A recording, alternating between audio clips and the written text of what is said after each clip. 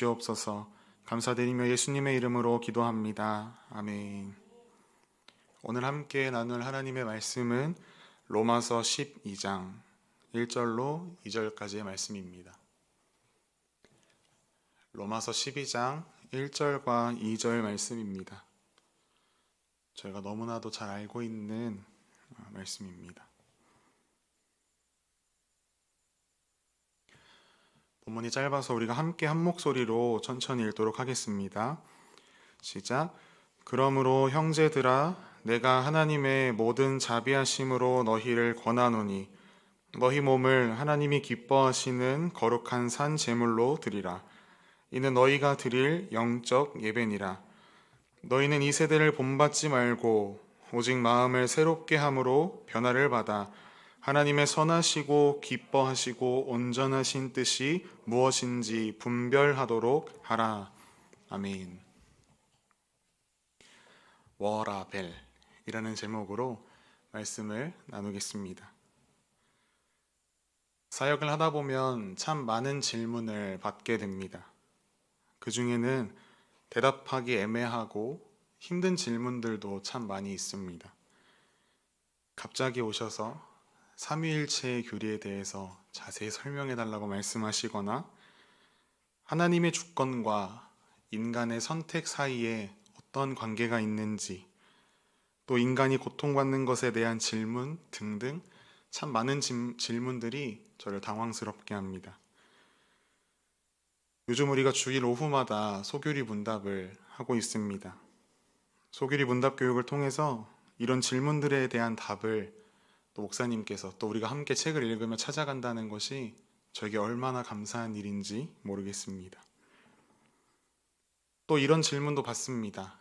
단골 질문입니다. 술 마시는 것이 죄입니까? 또 코로나가 처음 시작될 때에는 온라인 예배가 예배입니까? 라고 질문하시다가 이제는 왜 온라인으로 예배하면 안 됩니까? 라는 질문을 하십니다. 근데 그 중에서 제일 가는 질문이 있습니다. 이 질문을 들으면 가장 마음이 아프고 가슴이 쿵 하고 떨어지는 것 같습니다. 그 질문은 바로 예수님 믿는다는 사람이 어떻게 저렇게 사는 거야? 라는 질문입니다. 제가 작년에 한 6달 동안 서울에 있는 고등학생들을 좀 만날 기회가 있었습니다. 그 중에서 교회를 잘 다니다가 안 다니고 있다라고 이야기했던 아이와 잠깐 이야기를 나누었습니다. 왜 교회를 다니다가 잘 안 나가게 되었니? 라고 물으니까 그 아이가 이렇게 이야기합니다. 저는 저희 부모님이 믿는 하나님 안 믿을 거예요. 매스컴을 통해 나쁜 짓을 저지른 기독교인들, 특히 목회자들의 이야기가 나올 때마다 댓글에는 항상 이런 말이 써 있습니다. 하나님 믿는다고 말하면서 어떻게 하나님 안 믿고 신이 없다고 말하는 우리보다 도덕적으로나 인격적으로나 상식적으로나 더 못한 삶을 살아가느냐. 우리는 대체 이러한 질문 앞에 뭐라고 답할 수 있을까요? 아니, 우리가 대답할 말이 있습니까? 물론 그 사람들의 질문과 비난은 너무나 극단적입니다. 실제로 예수님을 믿는 사람들 중에 많은 사람들에게 본이 되면 칭찬받는 사람들, 그리스도의 향기를 증거하고 나타내는 사람들이 더 많습니다. 그렇지만 우리 안에도 그런 질문이 들 때가 있습니다. 나 자신을 돌아보다가도 내가 예수님 믿는 사람인데 이렇게 결정하고 이렇게 행동해도 되는 것일까? 라는 생각을 문득문득 하게 될 때가 있습니다. 우리는 복음을 믿는다 말하고 입으로 복음을 시인하면서 왜 삶의 모습은 복음에 반대되는 모습인 것입니까? 복음에 대한 믿음과 복음에 합당한 삶은 결코 분리될 수 없습니다. 예수님을 믿긴 하지만 아직 성화되는 과정이에요 라고 이야기하신다면 인정합니다. 하나님께서 우리 안에 이루고자 하시는 그 이상, 예수 그리스도를 온전히 닮아가는 것 사실 어렵고 멀게 느껴질 때가 있습니다. 지금도 아직 갈 길이 9만리입니다.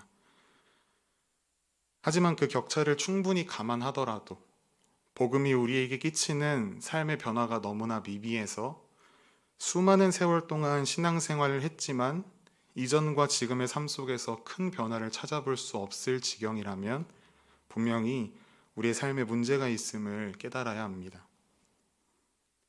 대체 무엇이 우리가 복음 안에서 잘하는 것을 이처럼 막는 것입니까? 저는 그것을 워라벨이라고 오늘 한 단어로 말씀드리고 싶습니다. 여러분, 워라벨이라고 들어보셨나요? 들어보셨죠? 원래 의미는 이렇습니다. 워크, 일과 라이프, 삶의 밸런스, 이거를 워라벨이라고 이야기합니다. 요즘 젊은 세대들이 특히 이 워라벨을 중요하게 생각합니다. 일하는 시간, 그리고 일하지 않는 시간에 적당한 밸런스가 있어야 한다라는 이야기이죠. 그리고 그 밸런스가 조금이라도 업무, 일로 쏠리게 되면 극심한 스트레스를 받습니다. 제가 여러분에게 하도 이야기해서 이제는 친근감마저, 그 내적 친밀감마저 생길 것 같은 제 친구 윤석이. 제 친구 윤석이가 특히 이 워라벨에 목숨을 겁니다. 그런데 저는 생각이 좀 다릅니다. 일하는 시간들조차 내 삶의 영역으로 가지고 들어와야 더 행복해질 수 있다라는 이런 생각을 합니다. 아무튼 그런데 오늘 제가 드리고 싶은 이 워라벨은 기존에 있던 워라벨의 뜻을 조금 각색한 워라벨입니다. 일과 삶 사이의 워라벨이 아니라 워십, 예배와 라이프, 삶 사이의 밸런스입니다. 많은 크리스천들이 예배와 삶을 구분짓습니다. 예배드리는 시간은 경건하게, 그리고 예배드리지 않는 이외의 시간은 조금은 내 맘대로 살아갑니다. 예배드리는 시간에는 모두의 모습이 다 경건합니다. 다 말씀대로 살아가는 모습들입니다. 그런데 예배당을 나간 삶을 보면 그렇지 않습니다. 이미 주차장에서 차를 빼면서 또는 신발장에서 신발을 빼면서 모든 은혜를 땅에 쏟아놓습니다. 제가 지난주에 중고등부 아이들과 예배를 준비하는 기도회를 진행하면서 이렇게 물었습니다. 예배의 범위가 어디서부터 어디까지일까? 아이들의 대답은 다양했습니다. 주일 아침 9시부터 10시까지요. 매일 하루에 한 번씩이요. 또 어떤 선생님이 이렇게 답하십니다. 하나님과 함께하는 순간마다요.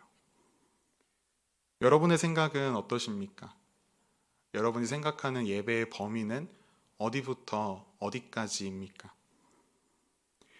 우리의 삶에서 어느 정도의 비율을 예배로 구분해야 바람직한 것일까요? 정답의 힌트는 선생님께서 해주셨던 말씀에 있습니다. 하나님과 함께하는 순간마다. 그러면 우리 수준 높으신 성도님들 이렇게 질문하시겠죠? 하나님은 늘 우리와 함께 하시는데요. 그렇다면 매일 1분 1초의 삶이 하나님께 드려지는 예배가 되어야 한다는 것입니까? 라고 물으신다면 제 대답은 네, 그렇습니다. 그것이 복음에 합당한 삶입니다. 라고 대답할 것 같습니다. 오늘 본문 1절 말씀에 이렇게 되어 있습니다. 그러므로 형제들아 내가 하나님의 모든 자비하심으로 너희를 권하노니 너희 몸을 하나님이 기뻐하시는 거룩한 산 제물로 드리라. 이 말씀이 로마서 1장 1절에 기록되어 있었다고 한다면 아마 숨이 턱 막혔을 것 같습니다. 그런데 오늘 본문의 앞장인 11장까지 사도 바울은 복음에 대해서 쭉 설명합니다. 거룩하신 하나님을 설명하고 죄인된 우리에 대해서 설명하고 그리고 죄인된 우리에게 베푸신 하나님의 놀라우신 은혜를 설명합니다. 그렇게 설명하고 나서 오늘 본문에 이르러서 그러므로 너희 몸을 하나님께 거룩한 산 제물로 드리라 라고 이야기합니다. 여러분, 복음이 무엇입니까? 복음은 예수 그리스도입니다. 그렇다면 복음은 어떻게 우리에게 온 것입니까? 복음은 우리가 값을 지불하고 사온 것이 결코 아닙니다. 복음은 우리에게 선물로 주신 하나님의 크고 놀라우신 은혜입니다. 자격 없는 자에게 베푸신 하나님의 놀라우신 자비가 바로 복음인 것이지요. 그래서 사도 바울은 오늘 본문 1절에 이렇게 이야기하고 있는 것입니다. 하나님의 모든 자비하심으로 너희에게 권하노니 너희 몸을 하나님이 기뻐하시는 거룩한 산 제물로 드리라. 우리가 복음을 통해 하나님의 자비하심을 입게 되었다면, 그 은혜를 누리게 되었다면 마땅히 삶의 모든 영역에서 하나님이 기뻐하시는 대로 우리 자신을 전부 드려야 한다라고 오늘 사도 바울은 이야기합니다. 그런데 사도 바울이 이 말이 그저 이제 하나님이 이제 너희의 아버지니까 하나님께 사랑한다고 이야기해봐 라고 하는 그 강요가 아닙니다. 사도 바울은 하나님께서 자녀된 우리를 얼마나 사랑하셨는지를 아주 장황하게 설명했습니다. 자녀의 과거, 그 더럽고 추악한 것을 씻기기 위해 아버지는 예수 그리스도라는 얼마나 큰 값을 지불하셨는지, 그렇게 우리를 하나님의 자녀로 부르셨다는 것이 얼마나 놀랍고 위대한 가족 구성원으로의 초대인지, 그리고 앞으로 영생이라고 하는 얼마나 놀라운 유업을 우리가 누리게 될 것인지 설명합니다. 그런 뒤에 이렇게 묻는 것입니다. 그러니 이 아버지를 평생 사랑하고 모든 삶을 이 아버지를 위해 살아가는 것이 마땅하지 않겠니?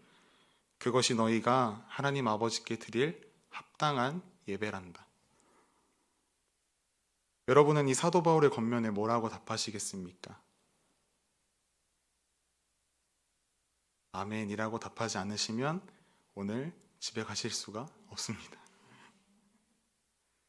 사실 우리가 이것을 선택할 수 없습니다.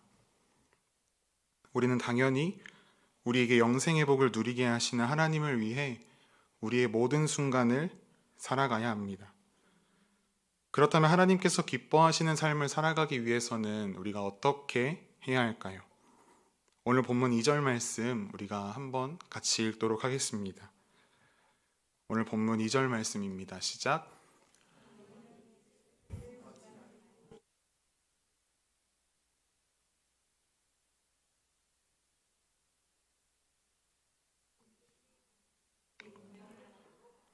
아멘. 사도 바울은 먼저 이 세대를 본받지 말라라고 이야기합니다. 하나님을 거스르는 세대를 뒤따르지 말라는 것입니다. NIV 성경에는 문장 앞에 더 이상이라는 단어를 추가하고 있습니다. 이전까지는 너희가 그랬을지는 몰라도 이제는 더 이상 복음을 모르는 사람들처럼 행동하지 말아라 라고 이야기합니다. 마치 카멜레온처럼 주변의 상황에 맞게 자신을 변화시키는 사람들이 있습니다. 사회를 살아감에 있어서는 어딘가에 잘 적응한다는 것이 긍정적인 효과를 불러올진 모르겠습니다. 그러나 신앙생활에 있어서만큼은 너무나 위험합니다. 우리는 어디에서든지 띄어야 하는 색상이 있습니다. 바로 예수 그리스도의 색상입니다. 세상 속에 분명히 살아가지만 세상과는 다른 색을 나타내는 우리의 삶이 되어야 합니다. 야고보서는 우리에게 경고합니다. 세상과 벗된 것은 하나님과 원수된 것이니라. 도널드 데이튼이라는 신학자가 이렇게 이야기했습니다. 이 세상은 우리에게 사회의 일원으로서 세상의 풍조를 모방하고 그것을 삶의 표본으로 삼으라고 유혹을 가해온다. 하지만 우리는 이러한 유혹을 과감히 거부해야 한다. 이 세상은 우리가 씨를 뿌리고 심어서 하나님의 나라를 세워가는 곳입니다. 우리가 동화되고 섞여야 하는 곳이 아닙니다. 날로 악해져만 가는 이 세대, 이 세상을 본받지 않고 하루하루 하나님의 형상이 여러분 안에 더욱 진해져가는 은혜가 있기를 간절히 소망합니다. 둘째로 사도 바울은 우리의 마음을 새롭게 함으로 변화를 받으라라고 권면합니다. 마가복음 7장에 예수님께서 사람의 마음에서 나오는 모든 악한 것이 사람을 더럽게 한다라고 말씀하셨습니다. 사도 바울은 우리의 외형이 아닌 쉽게 변하지 않는 우리의 본질적 변화를 요구하고 있습니다. 그런데 우리가 눈여겨볼 단어가 있습니다.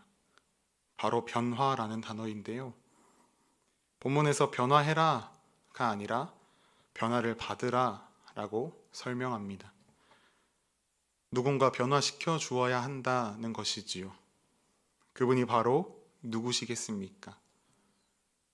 우리가 늘 의지하는 예수님, 우리에게 힘주시는 성령 하나님이십니다. 우리의 마음은 성령의 역사하심으로 온전히 변화될 수 있습니다. 로마서 8장 9절에서 이렇게 기록합니다. 만일 너희 속에 하나님의 영이 거하시면 너희가 육신에 있지 아니하고 영에 있나니 누구든지 그리스도의 영이 없으면 그리스도의 사람이 아니라. 그리스도의 영이 우리 안에 있지 아니하면 그리스도의 사람이 아니라고 이야기합니다. 성령 하나님께서 우리 속에 계셔야만 우리는 속사람의 변화를 입을 수 있습니다. 그런데 이미 성령 하나님께서 우리와 함께 하십니다. 그렇다면 우리가 해야 할 일이 무엇이겠습니까?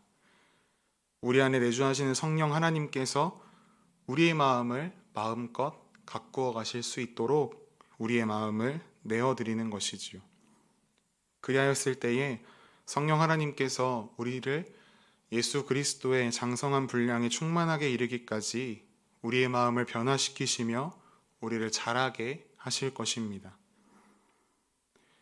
그렇게 이 세대를 본받지 않고 마음을 새롭게 함으로 변화를 받는다면 하나님의 선하시고 기뻐하시고 온전하신 뜻이 무엇인지 분별하게 됩니다.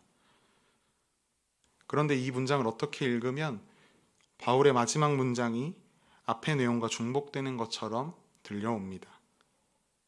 마음을 새롭게 해라 라고 명령했으면 그 다음에는 삶에서 나타나는 결과에 대해서 이야기해야 할 것 같은데 분별하라 라고 하는 말이 똑같이 마음에서만 일어나는 것처럼 느껴집니다.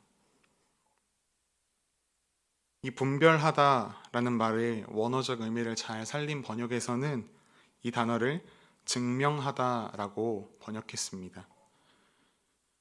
우리가 변화된 마음으로 하나님이 기뻐하시는 것이 무엇인지 알게 되었다면 단지 아는 것에서 그치지 않고 그것을 정말로 실행해서 그것이 정말 하나님께서 기뻐하시는 일인가, 선하게 여기시며 온전하게 여기시는 것이 맞는가 증명해보라 라는 것입니다.